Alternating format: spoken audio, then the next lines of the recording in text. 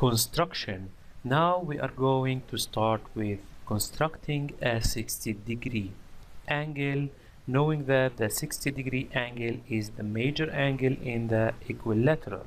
The first step is to draw a straight line and to locate a point A on it, where we are going to fix our compass on it. Now, using the compass, we draw an arc.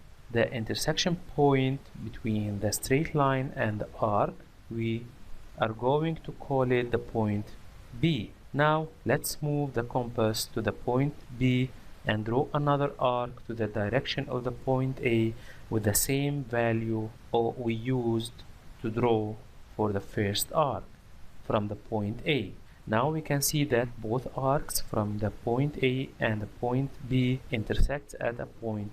Let's call it C. If we draw a straight line from the point C to the point A and another straight line from the point C to the point B, we will get then a triangle ABC.